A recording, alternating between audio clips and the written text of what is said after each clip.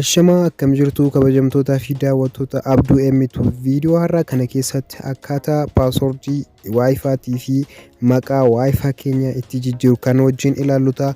Namoonni chaanala kootiif haaraa taatan like, share, subscribe gochuudhaan maatii chaanala kootii akka taatan gamanumaan isin yaadachiisa.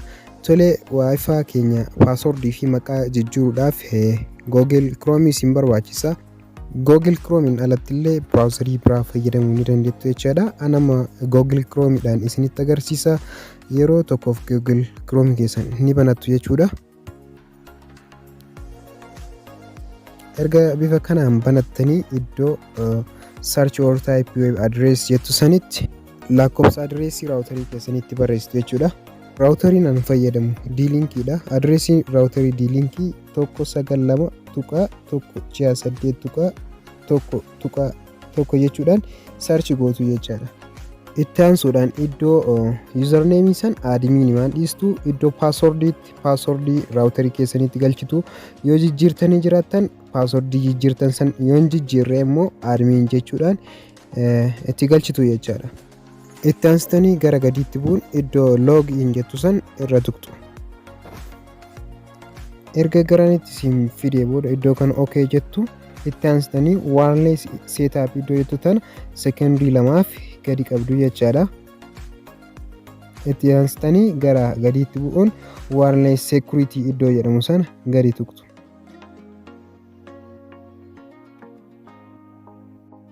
Erga bifa kanaan garanitti isin fidee booda iddoo pre-shared key iddoo jedhamtu sana gadi tuquudhaan paaswordii duraa san guutumaan guututti ni balleessitu jechaadha.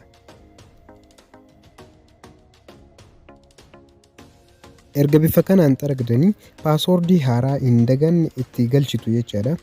Anamma fakkeenyaaf I8 itti haa galfadhu.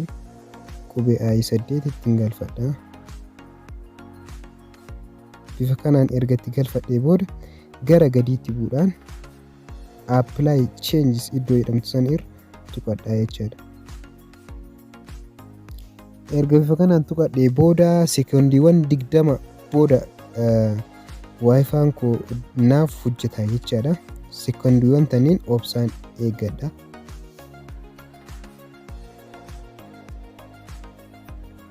Bifa kanaan paaswordiin Wi-Fi kootii naaf jijjiirameera jechuudha.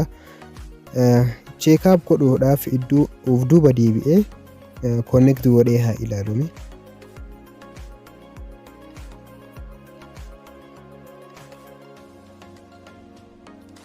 Akkuma argitan paaswordii Wi-Fi kootii jijjiiramee naaf hojjechaa jira.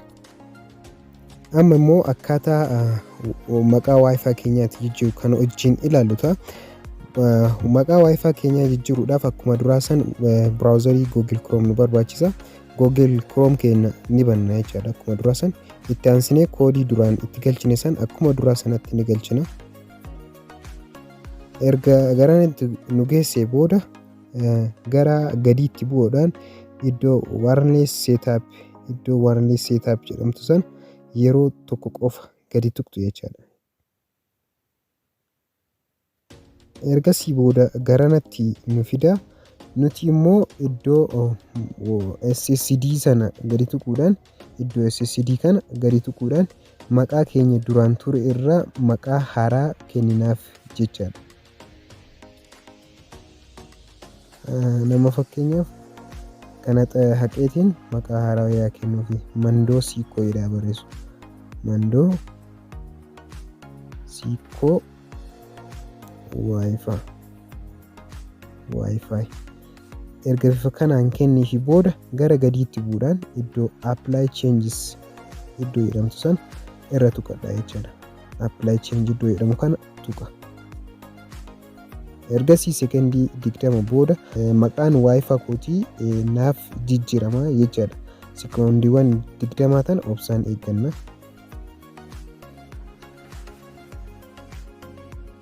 Akkuma argitan kana maqaan Wi-Fi keenyaa nuuf jijjiirame no internet nuun jedhee jira jechaadha.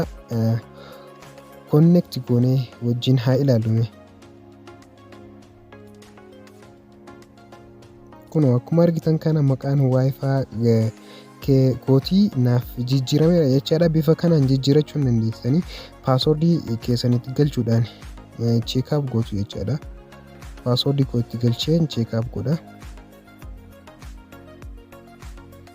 Akkuma argitan kana maqaan waayifaa kootii jijjiiramee naaf hojjetee jira jechaadha. Viidiyoo kana like, share, subscribe gochuudhaan namoota bira akka ga'u taasisa. Viidiyoo biraatiin hamma walitti deebinutti guyyoota gaarii qabaadhaa. Nagaatti.